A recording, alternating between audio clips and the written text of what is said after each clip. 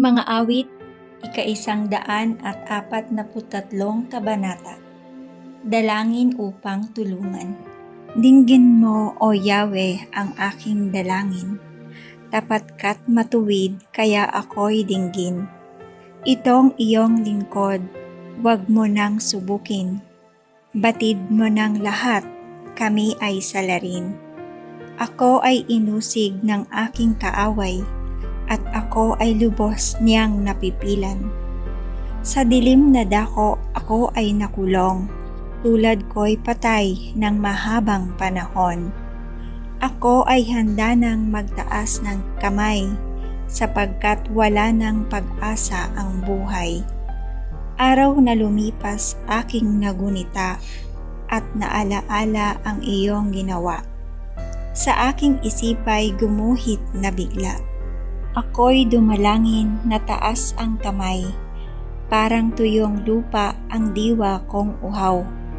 Nawala ng lahat ang aking pag-asa, kaya naman Yahweh, ako'y dinggin mo na. Kung ikaw ay magkubli, baka ang hantungan, ako ay tanghaling malamig na bangkay. At ang tunguhin ko'y madilim na hukay, ako ay umasa, sa'yo nagtiwala, na kung umumagay ipagugunita. Yaong pag-ibig mo na lubhang dakila, ang aking dalangin na sa iyo'y hibik. Patnubayan ako sa daang matuwid. Ako ay umasang iyong isasanggalang, kaya iligtas mo ako sa kaaway. Ikaw ang aking Diyos, ako ay turuan, na aking masunod ang iyong kalooban. Ang espiritu mo'y maging aking tanglaw, sa aking paglakad sa ligtas na daan.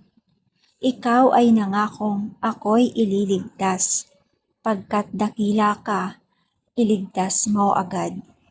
Iligtas mo ako sa mga bagabag, dahilan sa iyong pagtingin sa akin, ang mga kaaway ko'y iyong lipulin. Ang nagpapahirap sa aki wasakin, yamang ang lingkod mo ay iyong alipin.